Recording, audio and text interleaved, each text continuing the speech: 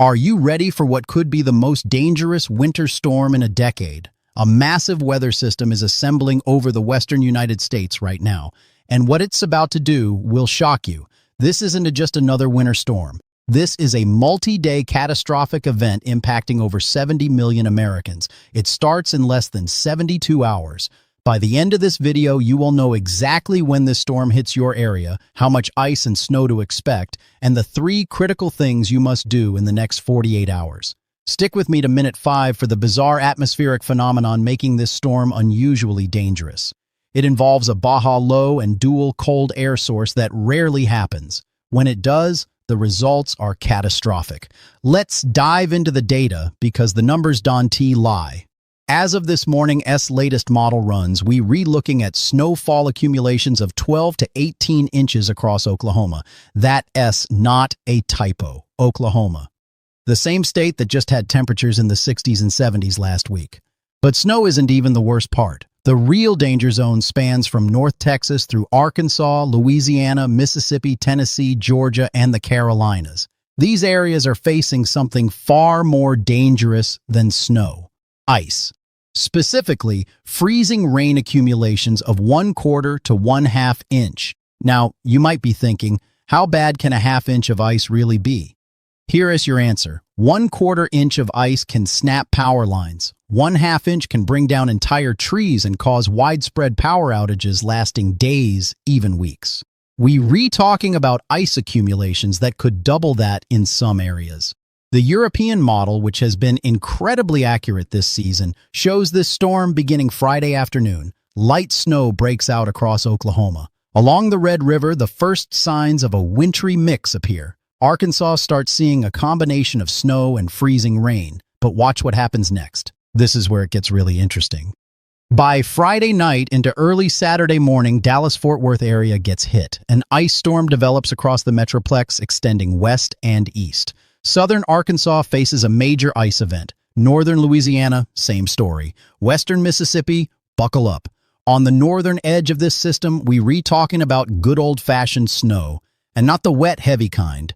This is cold, dry, powdery snow. The kind that piles up fast and doesn't melt. Saturday morning arrives and Oklahoma is dealing with raging snowstorms. But Dallas-Fort Worth? Still trapped in an ice storm. This isn't a quick 6-hour event. This isn't even a 12-hour situation. We're relooking at a 24 to 48-hour marathon of frozen precipitation.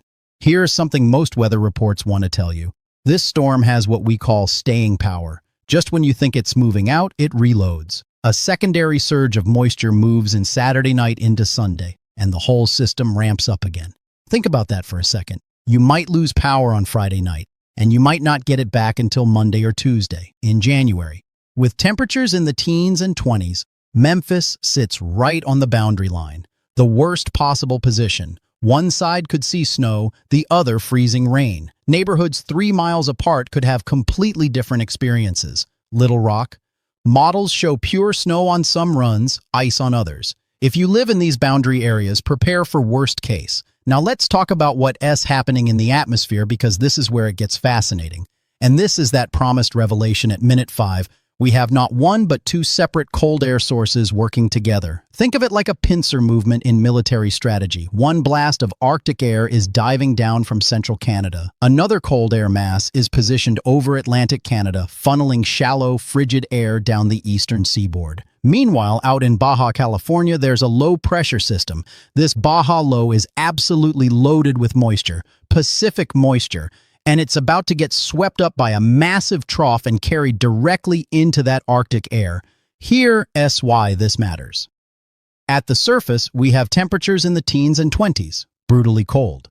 But higher up in the atmosphere, around 5,000 to 10,000 feet, there's slightly warmer air. Not warm, just less cold. When precipitation falls through this temperature sandwich, it starts as snow, then it melts into rain, then it hits that cold surface air and instantly freezes. That's freezing rain, and it coats everything. Trees, power lines, roads, cars, everything. The GFS model, that's the American model, shows something terrifying. A massive sleet storm is indicated across central Texas. Sleet is frozen rain that bounces when it hits the ground. But here's the kicker. On the northern edge of that sleet zone, temperatures are cold enough for snow. So don't get fooled by the colors on weather maps. And it's not just Texas. Arkansas is looking at a major winter storm spanning the entire central portion of the state. Snow to the north, ice to the south, and that transition zone right through the middle. By Saturday afternoon, the cold air is so entrenched that even as the system tries to move east, it just keeps producing frozen precipitation. The storm finally wraps up on Sunday, but even then, freezing rain continues along the Texas coast. Houston could see freezing rain. Corpus Christi might get ice. Think about that. Coastal Texas getting frozen precipitation. The artificial intelligence weather models initially showed warmer temperatures, but overnight they trended significantly colder, now aligning with the Euro and GFS. The cold air is winning. This is going to be very cold. Let's shift east now, because the story doesn't end in Texas and Arkansas. The eastern United States faces something eerily similar to February 2014's historic ice storm. That was catastrophic. The setup is identical. High pressure over Atlantic Canada, Arctic air plunging south, Gulf moisture streaming in. Perfect temperature profile for ice. South Carolina, Georgia, North Carolina are in the crosshairs. Freezing rain signal is off the charts. Over 1/4 inch, potentially 1/2 inch across widespread areas. Columbia residents remember 2014. Orangeburg had catastrophic ice. Trees down everywhere. Power out over a week. National Guard deployed. This storm has those same vibes. Tennessee isn't being spared either. Western Tennessee, including Memphis, is right on that dangerous boundary. Northern Alabama is in the mix. These aren't areas that see major winter storms every year. Infrastructure isn't built for this. People aren't used to driving in these conditions. Here, that's a number that should wake you up. The National Weather Service issued a graphic about 90 minutes ago showing the probability of at least moderate impacts. The map is lit up like a Christmas tree. High probability across massive sections of the central and eastern United States. The hazard type is split between two colors. Red zones indicate freezing rain. Blue zones show snow. The entire state of South Carolina is shaded red. All of it. Every county. That's freezing rain from the mountains to the coast. Georgia? Same story. Freezing rain expected across the northern 2/3 of the state. North Carolina? The Piedmont and western areas are facing a significant ice event. Let me explain the setup, because understanding this helps you grasp why it is so dangerous and long-lasting. Thursday afternoon, a broad trough develops across the western United States, a giant dip in the jet stream bringing down Arctic air from Canada. At the same time, ridging in higher latitudes pushes that cold air south into areas that rarely see this. The Baja Low off California spins up moisture, gets picked up by that trough and carried northeast. Even if not fully absorbed, we're looking at a prolonged winter storm. Friday brings that dome of cold air funneling Arctic air southward at surface level. We don't live at 5,000 feet. We live at the surface where it's freezing. Saturday brings peak impacts. The Baja Low ejects eastward with huge moisture surge. A secondary cold air source develops. Here's the mind-bending part. There is a ridge over the southeast. Ridges usually mean warmth. Not this time. Warm air aloft, but brutally cold at the surface. Teens and 20s. Temperature anomalies show areas running 20 to 25 degrees below average. Dangerously cold. Moist air is overrunning all this cold air. Recipe for disaster. Precipitation falling into cold air, freezing on contact. Now let's talk about duration, because this is absolutely critical. Most winter storms blow through in 6 to 12 hours. You get your snow or ice, then it moves on. This one is different. Friday afternoon, it begins. Friday night, it intensifies. Saturday morning, still going strong. Saturday afternoon, no let up. Saturday night, it actually reloads. Sunday morning, still producing. Sunday afternoon, finally starting to wrap up. That's roughly 48 hours of continuous frozen precipitation for many areas. Some spots could see impacts extending into Monday. Think about what that means practically. Schools closed Friday, possibly Monday and Tuesday too. Businesses shut down. Grocery stores might stay closed for safety.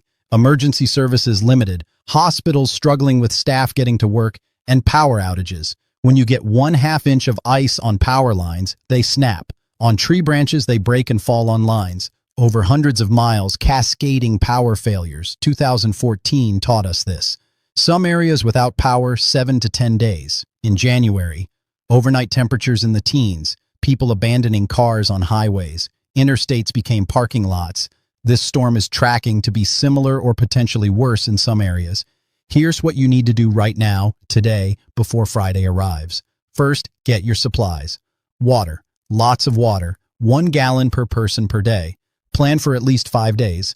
That's 5 gallons per person minimum. Canned food. Food that doesn't require cooking. Peanut butter, crackers, granola bars, canned soups, canned vegetables.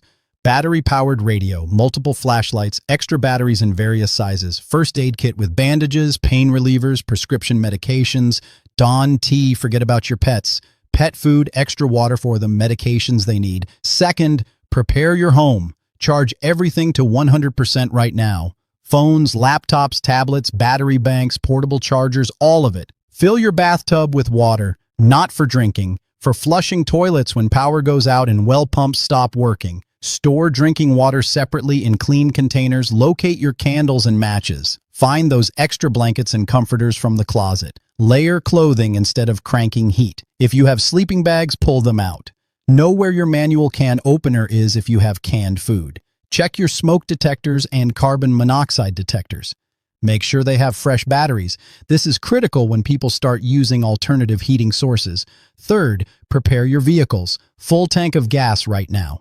Today, not Thursday, not Friday morning, now. Gas stations lose power too. Pumps 1T work without electricity. Fill up while you can. Keep an emergency kit in your car. Heavy blankets or sleeping bag, at least 3 gallons of water, non-perishable snacks, flashlight with extra batteries, phone charger that works with your car, first aid kit, small shovel, kitty litter or sand for traction if you get stuck on ice, jumper cables, basic tools. Put a winter survival kit together. Include hand warmers, extra gloves, hats, warm socks. If you get stranded, these could save your life. If you live in the impact zone and you have the option to leave, seriously consider it.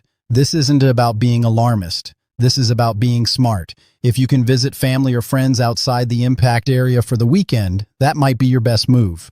For those who can leave or choose to stay, make sure your neighbors know your plan. Check on elderly neighbors. Make sure they have supplies. Share resources if you can. Here is something most people don't think about until it is too late. Pipes. When power goes out and temperatures drop into the teens, pipes freeze. Then they burst. The damage can be catastrophic. Thousands of dollars in repairs. Open cabinet doors under sinks to let warm air circulate around pipes. Let faucets drip slightly, both hot and cold. Moving water doesn't freeze as easily. Know where your main water shutoff valve is located. If pipes do burst, you need to shut off water immediately. Disconnect garden hoses from outside faucets. Drain them. Cover outdoor faucets with insulated covers if you have them. If not, wrap them with towels and plastic bags. If you have a fireplace, stock up on firewood now. Not Friday, now. Everyone else will be buying it Thursday and Friday. Stores will run out. If you have a generator, test it today. Make sure it runs. Check the oil. Have fuel stored safely. Never, and I mean never, run a generator indoors or in an attached garage. Carbon monoxide kills silently. You want to know until it's too late. Always run generators outside, at least 20 feet away from your home, with the exhaust pointing away from windows and doors. If you don't have a generator, consider other heating sources. But be extremely careful. Space heaters cause fires. Keep them at least 3 feet away from anything flammable. Curtains, furniture, bedding, paper, anything. Never leave space heaters running when you sleep or when you leave a room. More house fires happen during winter storms than any other time because desperate people make dangerous choices. Never use your oven or stove to heat your home. Gas ovens produce carbon monoxide. Electric ovens aren't designed for space heating and can fail or cause fires. Never burn charcoal indoors. Not in a fireplace, not in a grill you brought inside, never. Charcoal produces deadly carbon monoxide even when you can see smoke. Medical needs are absolutely critical. If you or a family member takes daily medications, make sure you have at least a 7-day supply. Call your pharmacy now. Explain the situation. Most will provide an emergency refill. If you use medical equipment requiring electricity, contact your power company right now to get on their priority restoration list. Have a backup plan. Know which hospitals have generators. Know how to get there if roads are bad. Now here's the thing that makes this storm particularly dangerous beyond the ice and snow: the cold. We are not talking about temperatures hovering around freezing. We were talking about highs in the 20s and lows in the teens. In areas that rarely see that kind of cold, southern homes aren't built for this. Insulation is minimal compared to northern homes. Heating systems are often heat pumps that struggle in extreme cold. Space heaters will be running constantly if power stays on. That brings up another critical point. If you're reusing space heaters, use them safely. Keep them away from curtains, furniture, anything flammable. Never leave them running when you sleep.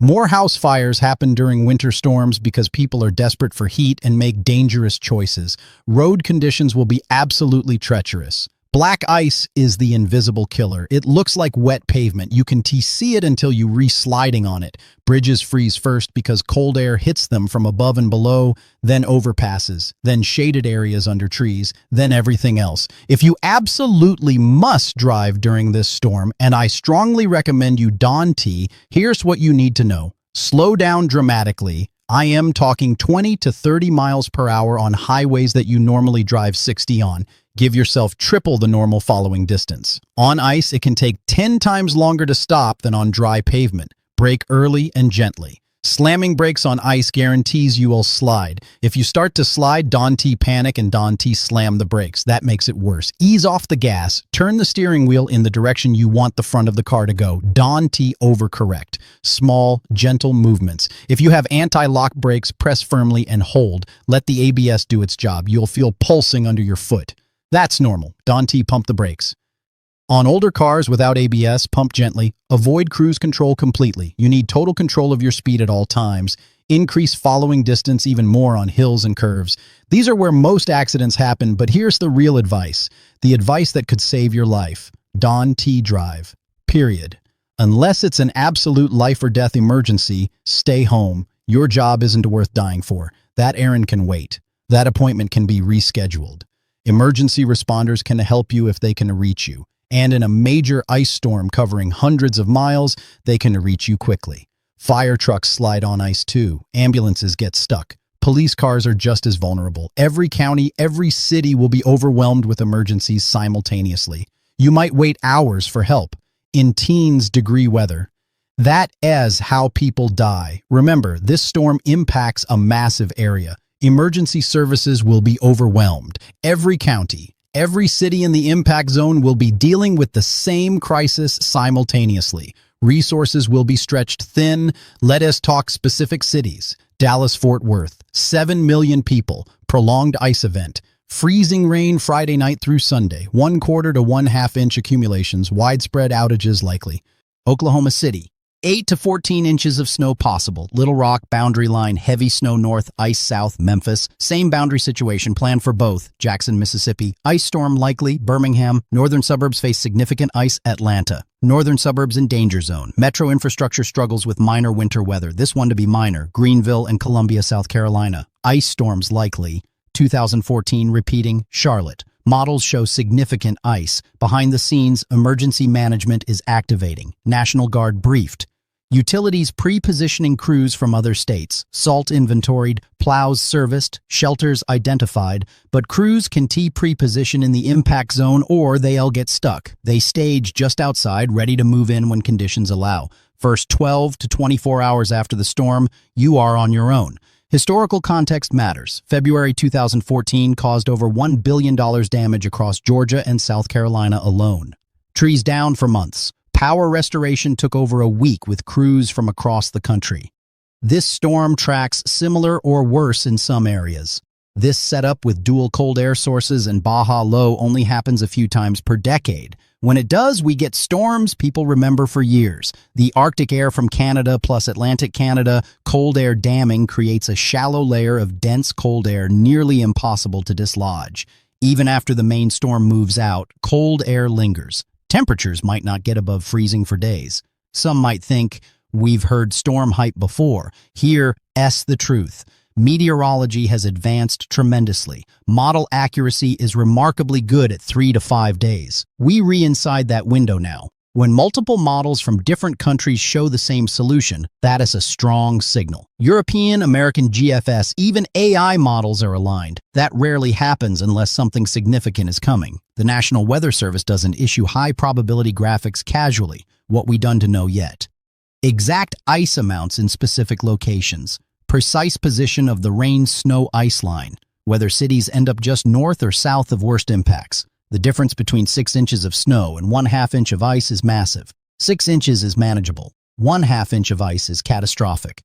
Prepare for worst case. Here is your detailed timeline for the next 72 hours. Today, Tuesday.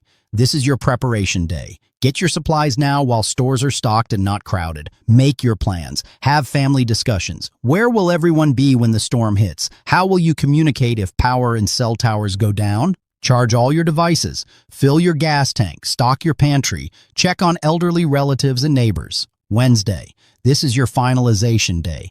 Get any last-minute items you forgot. Touch base with family members. Make sure everyone knows the plan. Confirm everyone has what they need. If you replanning to shelter elsewhere, make those arrangements now. If elderly parents or relatives are staying alone, consider bringing them to your house or going to theirs. Safety in numbers during emergencies. Check your weather radio, make sure it works, know which stations to listen to. Thursday, this is monitoring day. Watch forecasts closely. The models will continue to refine every 6 hours. We'll get better detail on exactly where the heaviest impacts will be. The rain-snow line position will become clearer. Ice accumulation forecasts will sharpen. Be ready to adjust plans based on new information. If you in a boundary zone and the forecast shifts, your preparation might need to change. Stay flexible, but stay prepared. Friday. The storm begins. By early afternoon, precipitation breaks out across Oklahoma and northern Texas. Light at first, snow mixing with sleet.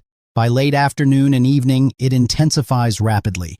The ice storm is underway across Dallas-Fort Worth. Freezing rain begins across Arkansas and Louisiana. This is when you need to be home and settled, not out running last-minute errands, not trying to drive home from work. Home, safe, prepared. Friday night into Saturday morning is when things get really bad. This is the peak intensity period. Power outages begin cascading across the region. Trees start falling under the weight of ice. Power lines snap. Roads become skating rinks. Stay inside, stay warm, stay safe. Saturday, full peak impact day. This is when the most damage occurs. Power is out across wide areas. Temperatures are in the teens and 20s. The storm is still producing heavy freezing rain and snow. Roads are completely impassable. Even emergency vehicles can move. This is why preparation matters. You need to be self-sufficient for at least the next 24 to 48 hours.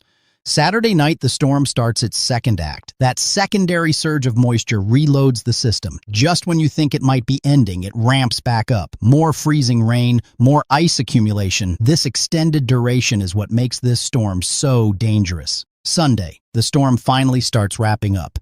Precipitation begins to taper off by afternoon, but impacts continue. Power is still out in many areas, hundreds of thousands, possibly millions without electricity. Roads are still dangerous. Ice doesn't disappear just because precipitation stops. Temperatures are still below freezing. Nothing is melting. Just because the storm ends doesn't mean it's safe to venture out. Monday, recovery begins, but it's slow, painfully slow. Power restoration crews start to move in, but they reworking on hundreds of thousands of outages. Priority goes to hospitals, emergency services, water treatment plants. Residential areas come later, road clearing crews are out, but ice is hard to remove. You can deplow it like snow. You have to wait for temperatures to rise or use chemicals, and chemical supplies are limited. Schools remain closed. Many businesses stay closed. Life is still on hold. This is a marathon, not a sprint. Prepare your mindset for that reality. Final thoughts. Winter storms in the south are different. Northern cities have infrastructure, hundreds of plows, salt stockpiles, experience. Southern cities have limited equipment and people who don't know how to drive in winter weather. Add power outages and you have a genuine emergency. But we know it's coming. We have warning. Use it wisely. Models update every 6 hours. Pay attention. Don't lock into one forecast. But the big picture is locked in.